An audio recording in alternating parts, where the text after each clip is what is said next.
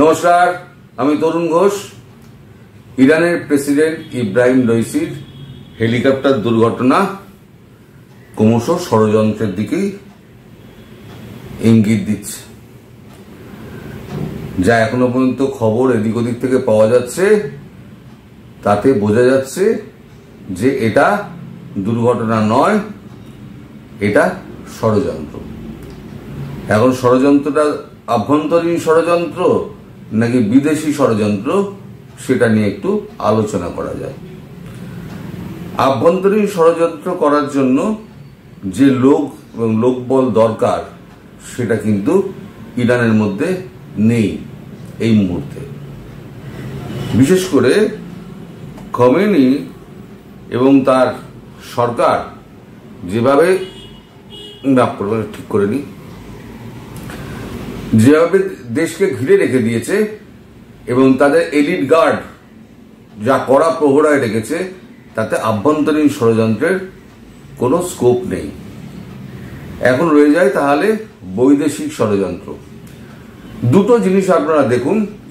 এক হচ্ছে হেলিকপ্টার দুর্ঘটনার পর আমাদের এশিয়ান সমস্ত কান্ট্রিগুলো থেকে, দেশগুলো থেকে সমস্ত শোকবার্তা ভারত পাঠিয়েছে, পাকিস্তান পাঠিয়েছে, চীন পাঠিয়েছে, রাশিয়া পাঠিয়েছে, দুনিয়া যত আপনার যত মুসলিম কান্ট্রি আছে সব পাঠিয়েছে।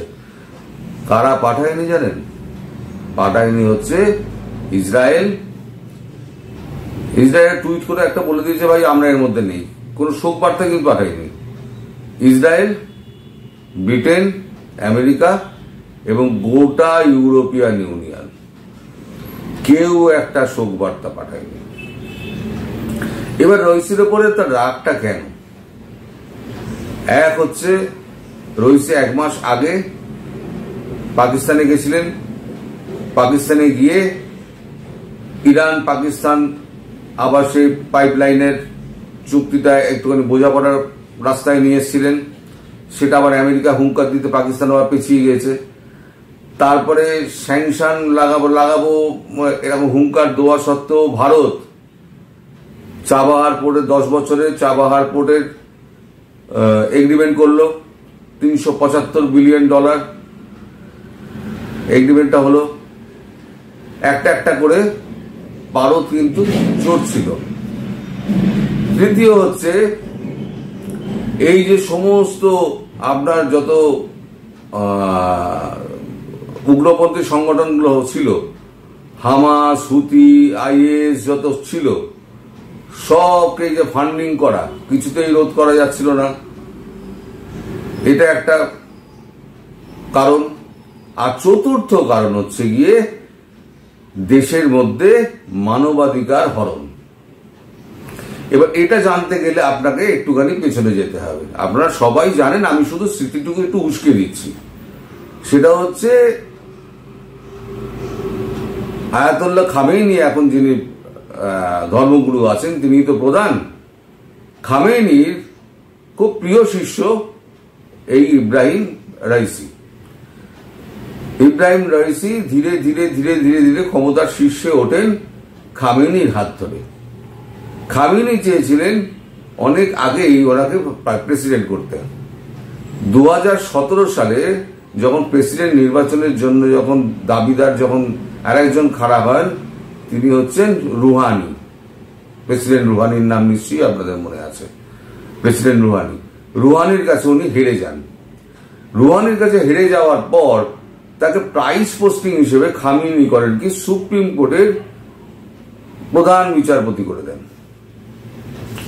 সুপ্রিম কোর্টের প্রধান বিচারপতি হওয়ার কালীন 2017 থেকে 2021 পর্যন্ত উনি 4000 মানুষকে ফাঁসিতে ঝুলিয়েছেন।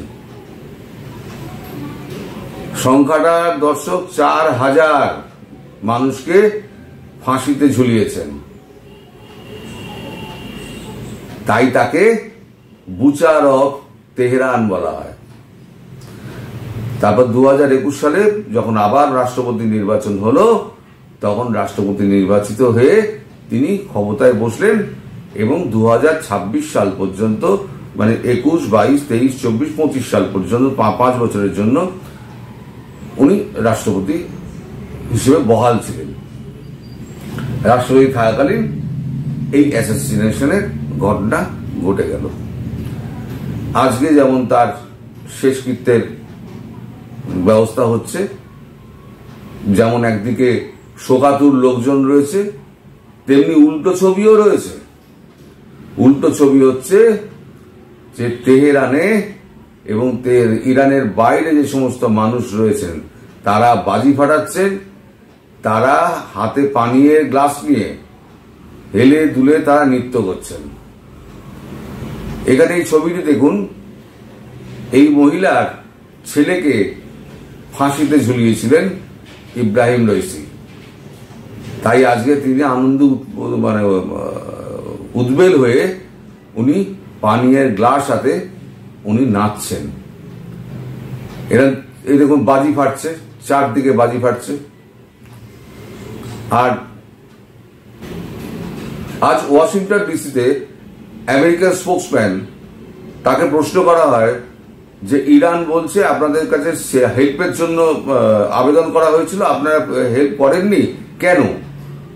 তখন সেই স্পোক পার্সন বলেছেন যে উনি 45 বছরের পুরনো একটি হেলিকপ্টারে, যদিও আমেরিকান মেড, কিন্তু 45 বছরের পুরনো একটি হেলিকপ্টারে যদি ওঠেন তার দায়িত্ব যিনি উঠেছেন, যে চাপিয়েছে সেই সরকারের, আমেরিকান নয়। আর উনি যেভাবে এক্সট্রা জুডিশিয়ারি কিলিং করেছেন, তারপরে আমেরিকা অন্তত ইরানের পাশে কোনোদিন দাঁড়াবে না, পরিষ্কার জানিয়ে দিয়েছেন। ফলে আমেরিকা, ব্রিটেন, ইউরোপ এরা সম্পূর্ণভাবে একদম আলাদা হয়ে গিয়েছে। এর সঙ্গে রয়েছে ইসরায়েল। আর যেভাবে ঘটনাটা ঘটানো হয়েছে, ধরুন 3টে হেলিকপ্টার, 3টে, এই দুটো যাচ্ছে, মাঝখানে একটা, এই মাঝখানেরটা রইসি রয়েছে, আর দুদিকে দুটো, এই দুটো বেরিয়ে গেল, রইসিটা টপ করে পড়ে গেল, হার্ড ল্যান্ডিং করলো। বাকি দুটো ওই আবহাওয়ার মধ্যে বেরিয়ে গেল।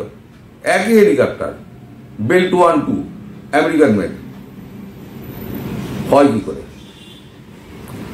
আসলে সবাই বলছে যে এর পেছনে মোসাদের হাত রয়েছে। সিআইএ এবং মোসাদ জয়েন্ট অপারেশনে এটা করেছে। মোসাদের একটা টিম আছে, বিশেষ টিম আছে। আমরা মিউনিক অলিম্পিকে প্যালেস্তিনিরা 11 জন অলিম্পিয়ানকে,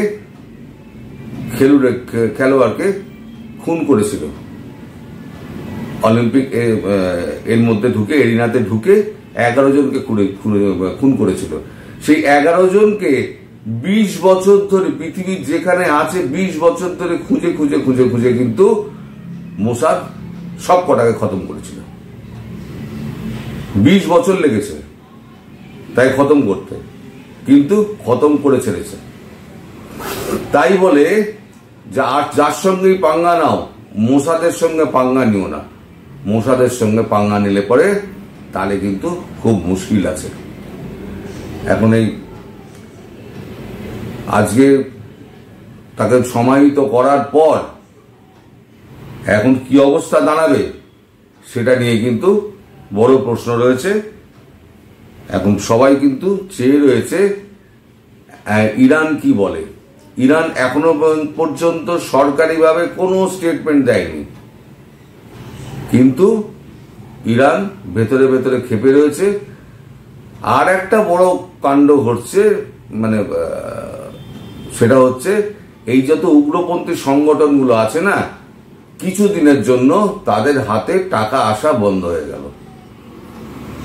এই যে আইএস আছে, হুতি আছে, হামাস আছে, আরো 10-15টা আছে যাদেরকে সব ফান্ডিং করত, তাদেরকে সব ফান্ডিং কিন্তু বন্ধ হয়ে গেল।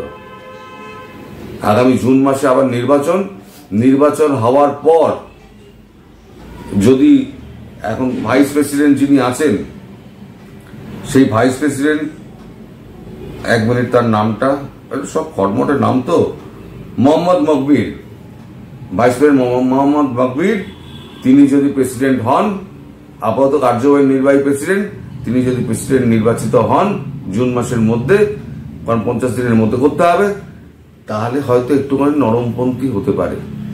ইরান, কারণ উনি অতটা চরমপন্থী নন, উনি একটু নরমপন্থী। দেশের মানুষ ওনাকে অনেকটা কিন্তু পছন্দ করে। তাহলে ইরানের অবস্থা আগের থেকে অনেকটা স্থিতিশীল হতে পারে এবং স্বাভাবিকভাবে অন্যান্য দেশের সঙ্গে, বিশ্বের সঙ্গে সে আস্তে আস্তে আস্তে আস্তে জুড়তে পারে। এখন দেখা যাক, পুরোটাই হচ্ছে আন্দাজ আর আশঙ্কার ব্যাপার। আপাতত এই পর্যন্ত খবরটা আছে, আপনারা একটু জানিয়ে রাখলাম ছোট করে। সবাই ভালো থাকবেন, সুস্থ থাকবেন আর সাবধানে থাকবেন। নমস্কার।